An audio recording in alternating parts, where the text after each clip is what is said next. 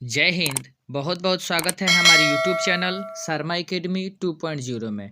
दोस्तों, आज की इस वीडियो में हम आप लोगों के लिए लेकर आए हैं 6 फरवरी को जो आपका बायोलॉजी का पेपर होने वाला है उसके कुछ महत्वपूर्ण ऑब्जेक्टिव क्वेश्चन, ठीक है, जो आप लोगों के लिए बहुत ही इम्पोर्टेंट है। और हमेशा की तरह आप लोगों से विनम्र निवेदन है कि अगर आपने हमारे चैनल को सब्सक्राइब नहीं किया है तो प्लीज़ चैनल को सब्सक्राइब करें और साथ साथ बेल आइकन को भी दबाना न भूलें और इस वीडियो को अपने दोस्तों तक जरूर शेयर करें। और देर न करते हुए आइए वीडियो को शुरू करते हैं। दोस्तों, ये वीडियो आप लोगों के लिए बहुत ही इम्पोर्टेंट है और इसमें हम टोटल 70 ऑब्जेक्टिव क्वेश्चन आपको कराएंगे जो आपके बोर्ड में 100% आएंगे, ठीक है ना। तो आइए देखते हैं पहला क्वेश्चन, ठीक है। देखिए, पहला क्वेश्चन है कि जब दो भिन्न विभेद के युग्मक संलयन करते हैं तो प्रजनन की इस विधि को कहेंगे, ठीक है। तो यहाँ ऑप्शन नंबर ए होगा लैंगिक प्रजनन, ठीक है। नेक्स्ट दूसरा देखेंगे, शल्ककंद का उदाहरण है, तो यहाँ पे हो जाएगा प्याज, ठीक है। नेक्स्ट केचुआ प्राणी है, द्विलिंगी।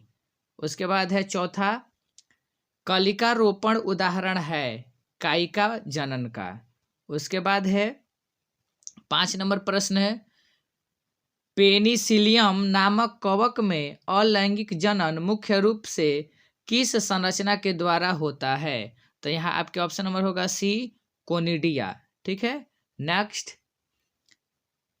गैमिट निर्माण को कहते हैं गैमिटोजेनिसिस, ठीक है। नेक्स्ट 7 नंबर प्रश्न है आपके, 7वां प्रश्न है, मनुष्य के शुक्राणु में गुणसूत्रों की संख्या होगी, ठीक है। तो यहाँ होगा 23 जोड़ा, ठीक है ना। ये जोड़ा में दिया गया है 23 जोड़ा, ठीक है। नेक्स्ट 8 नंबर प्रश्न है आपके, निम्न में से कौन उभयलिंग सरैया पादप नहीं है। तो यहाँ होगा पपीता।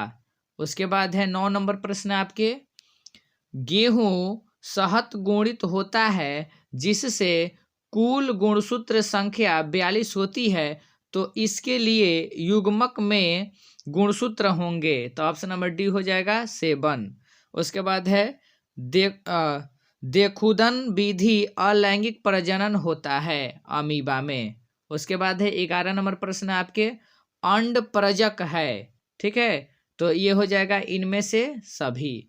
उसके बाद है, जब संतति की उत्पत्ति एकलक जनक द्वारा होती है तब यह क्या कहलाता है। तो ये हो जाएगा ऑप्शन नंबर बी, अलैंगिक जनन, ठीक है। नेक्स्ट 13 नंबर प्रश्न है आपके, मुकुलन द्वारा जनन किसमें होता है। तो ये हो जाएगा ईस्ट में, ठीक है।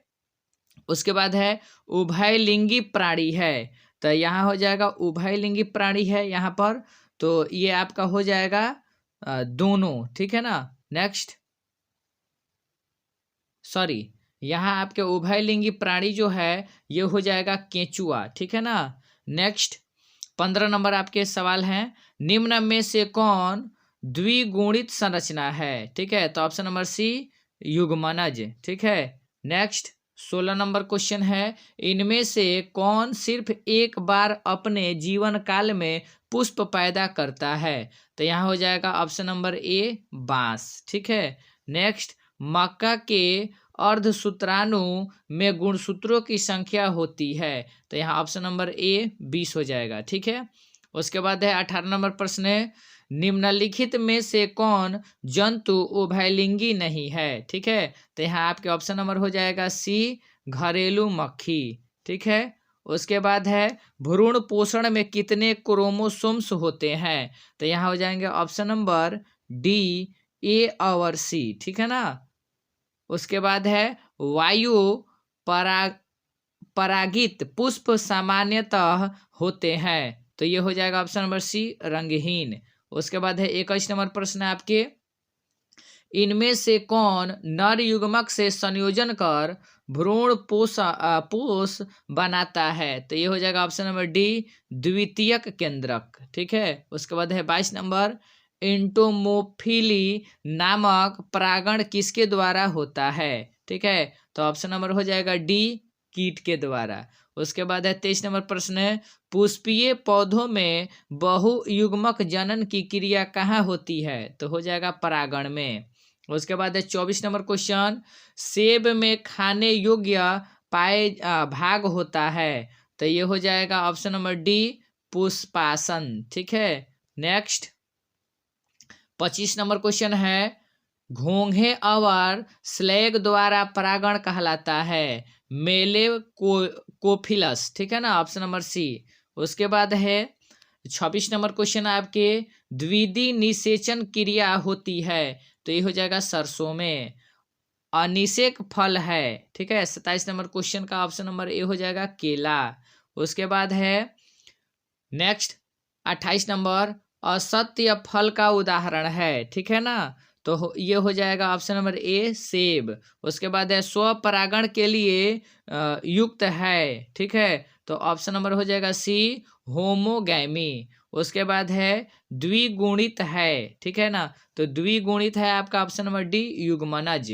उसके बाद है किस फल में बीज चोल खाया जाता है? तो ये हो जाएगा ऑप्शन नंबर बी, लीची। ठीक है। नेक्स्ट 32 नंबर क्वेश्चन, कैंसर या जाफरान पुष्प केसर या जाफरान पुष्प के किस स्रोत से पाया जाता है? तो ये हो जाएगा ऑप्शन नंबर ए, स्टाइल। ठीक है। नेक्स्ट भ्रूणकोश की सेंट्रल कोशिका है? ठीक है, तो ऑप्शन नंबर बी हो जाएगा द्वितीयक केंद्रक। ठीक है। उसके बाद है 34 नंबर क्वेश्चन, बीज चोल खाया जाता है लीची का? ठीक है ना, ये डबल क्वेश्चन हो गया, इसमें ध्यान देंगे इसको। उसके बाद है 35 नंबर क्वेश्चन है, अनुमिलय परागण वाले पौधों में निश्चित रूप से होता है स्वपरागण? ठीक है। उसके बाद है निषेचन की खोज किसने की? स्ट्रासबर्गर ने। ठीक है। उसके बाद है 37 नंबर प्रश्न आपके हैं। 37 नंबर प्रश्न है, समीमोफिली परागण निम्न में से किसके द्वारा होता है? ऑप्शन नंबर ए हो जाएगा वायु। उसके बाद है 38 नंबर क्वेश्चन, निषेचन क्रिया है? ठीक है ना, तो ऑप्शन नंबर ए है अंडा तथा नर न्यूक्लियस का संयोजक। ठीक है। उसके बाद है नेक्स्ट 39 नंबर क्वेश्चन है, भ्रूण पोषण क्रिया है? ठीक है ना, तो ये आपके ऑप्शन नंबर हो गया सी, विक्री गुणित। ठीक है। नेक्स्ट 40 नंबर क्वेश्चन है, सरटोली कोशिका पाई जाती है वृषण में? ठीक है।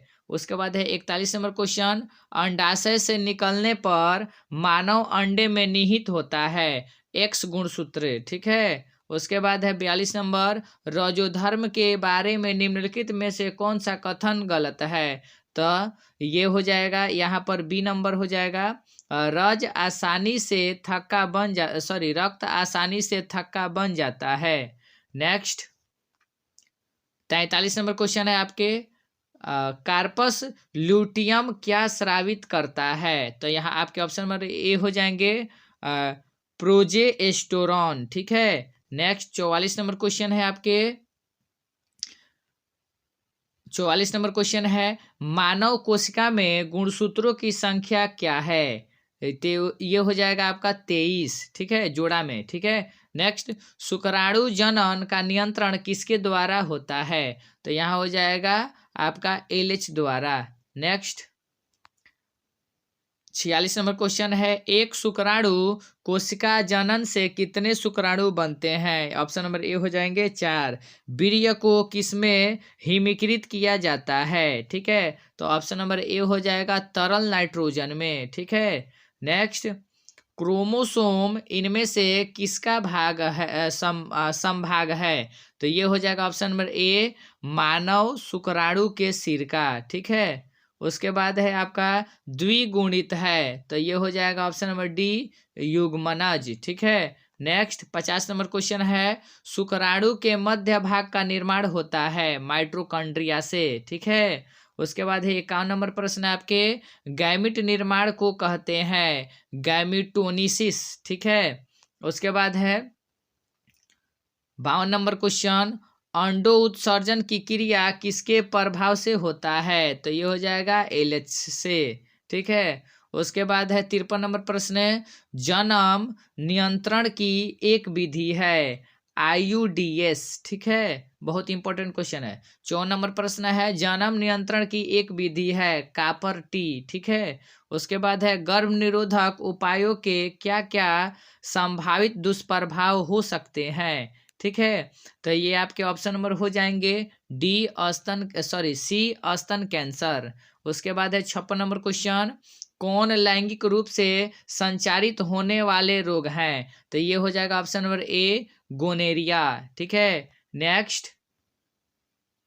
57 नंबर क्वेश्चन है, एक गर्भ निरोधक गोली रखती है, तो ये हो जाएगा ए तथा बी दोनों, यानी कि प्रोजेस्टेरॉन और एस्ट्रोजन, ठीक है। नेक्स्ट मानव वीर्य का पीएच मान होता है, तो 7.3 से 7.5, ऑप्शन नंबर सी।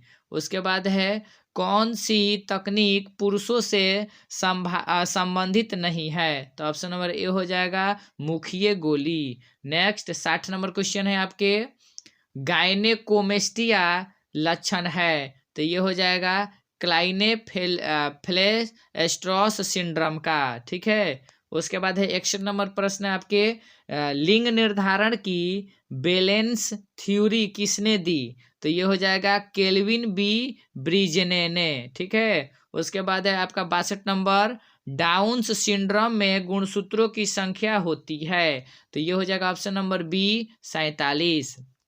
उसके बाद है क्लेने फर्स्ट सिंड्रोम में लिंग गुणसूत्र संघटक होते हैं, तो ये हो जाएगा 22A+XXY, ठीक है ना।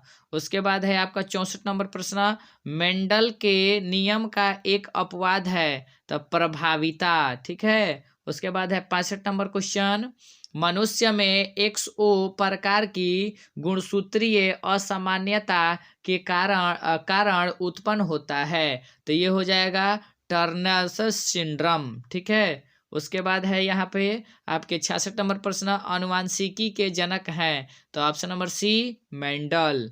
उसके बाद है 67 नंबर क्वेश्चन, क्रॉस ओवर किस अवस्था में होता है, तो पैकिटिन में, ठीक है ना। उसके बाद है, एक पुरुष की जिसका रुधिर वर्ग बी है, ए रुधिर वर्ग वाली स्त्री से विवाह करता है, इसकी संतानों का रुधिर वर्ग होगा, ठीक है। तो यहाँ हो जाएगा option number D A B तथा ओ, यानी चारों होगा, ठीक है ना। उसके बाद है 69 नंबर क्वेश्चन, मानव रुधिर ए बी वर्ग में तो क्या पाया जाता है, तो ऑप्शन नंबर हो जाएगा बी एंटीबॉडी अनुपस्थित होता है, ठीक है ना, यानी क्या नहीं पाया जाता है, ठीक है। लास्ट प्रश्न आपके 70 नंबर, वर्णांधता में रोगी नहीं पहचान पाता है लाल तथा हरा रंग, ठीक है ना। तो ये रहे आपके टोटल 70 MVVI ऑब्जेक्टिव क्वेश्चन, ठीक है ना। मिलते हैं अगले वीडियो में नए जोश और जुनून के साथ। आपने वीडियो को यहाँ तक देखा, बहुत बहुत धन्यवाद।